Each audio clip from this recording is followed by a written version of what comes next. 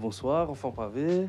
Nous sommes aujourd'hui à la journée de clôture de l'expo de Sony, les 25 ans du disque. Tu peux me donner ton avis un peu sur cette initiative, le travail qu'il a réalisé? Bonsoir d'abord.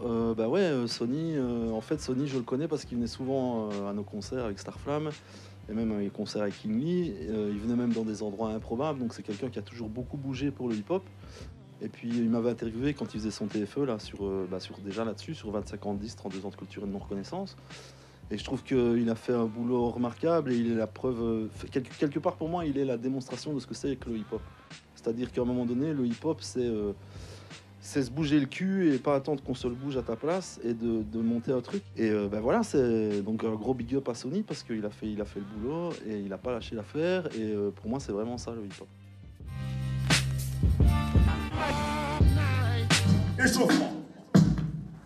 Ah là là, on rappelle fort comme Bobby Baccarat, on est là, minante là, montable Wakala, voilà. De là, ça blague à la, que star et ta, société ce qu'on passe, c'est là, sur répondre à la sa'a, Baccarat, j'apparaît étal, mais ça paraît un parapluie, panache de mon rap, la page ça, on les rêve grave comme la plage à Copacabana, bomba, pacapa, à Dolce Gabbana, j'ai ce qui se passe comme le meneur de jeu, on me veut comme le fauteuil dealer de peu, même de louper le buzz de peu.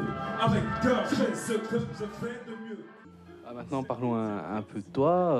Je vois qu'il y a du changement, aussi bien dans la coupe de cheveux que sur scène. On commence à jouer avec des musicos et tout ça. Est-ce que tu peux me parler un peu de cette évolution?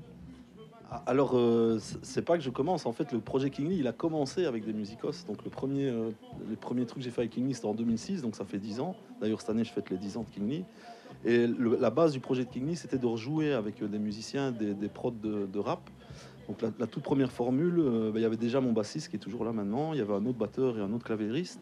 Mais donc en 2006, j'ai déjà tourné avec cette formule-là. Alors à l'époque, c'était vraiment très très underground. Quand j'ai fait le truc, j'ai beaucoup tourné sur Liège et c'était dans des squats et tout ça. Et je voulais aussi, d'ailleurs, le premier concert officiel de King Lee, c'est dans un ancien commissariat squatté. Voilà, maintenant sur mon évolution capillaire, voilà, j'ai porté des dreadlocks pendant 10 ans. Déni, mes dreads poussent sans prendre du temps qui passe. Mon fils.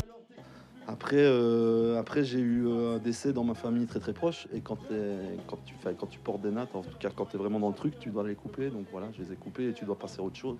Donc je suis passé à autre chose. Et par contre, la moustache, c'est parce que, comme il paraît qu'il y a l'état d'alerte ou l'état d'urgence niveau 3, tant qu'il y aura l'état d'alerte, j'aurai moustache. Voilà. C'est pas en référence à Pablo Escobar?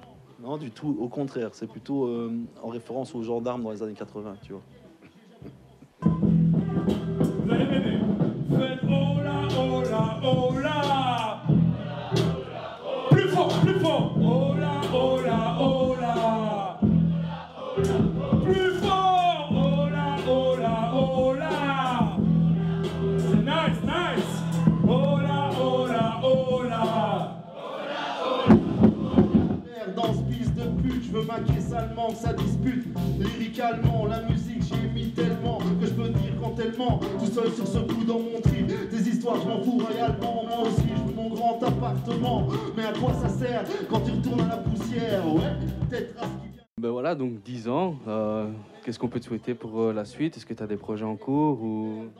Ouais, je sors un double album donc fin de l'année 2016. Enfin d'abord en fait l'idée c'est que je vais faire 10 years, 10 events, donc 10 ans, 10 événements. Aujourd'hui le concert à Carnière c'était le premier événement. Donc il y en a 9 autres et ce ne sera pas que des concerts, il y a une expo qui est prévue, il y a une conférence qui est prévue, enfin il y a plein de trucs, il y a la sortie d'un double CD avec un live justement qui date de 2006. Et puis le deuxième CD sera toutes des collaborations, des featuring que j'ai fait pendant 10 ans avec plein de gars à gauche à droite. Et c'est un peu histoire de marquer le coup, de réunir tout ça sur un double CD. Et puis c'est marrant aussi, je trouve, de réécouter un live. Tu vois, il y a 10 ans, c'était aussi un des premiers lives que j'avais fait à l'époque.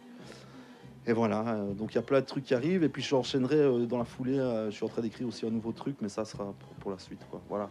Donc ce qu'on peut me souhaiter, c'est de ne pas lâcher l'affaire. Et moi, c'est ce que je souhaite à tous les gars qui font du hip-hop, c'est de ne pas lâcher l'affaire. Et que même si c'est compliqué, parce qu'on est dans un pays, comme Sony l'a très bien montré, où la reconnaissance est difficile, Je pense qu'il faut pas attendre la reconnaissance, il faut pas attendre d'être une superstar pour faire des trucs, ou sinon en Belgique tu vas attendre longtemps, quoi, tu vois. Voilà, aujourd'hui par exemple on était peu dans la salle, mais j'ai vraiment senti moi une réelle énergie, et les gens qui étaient là, je pense qu'ils ont kiffé le truc, et donc voilà, c'est pas important de jouer devant Wembley, ou enfin, je veux dire, voilà.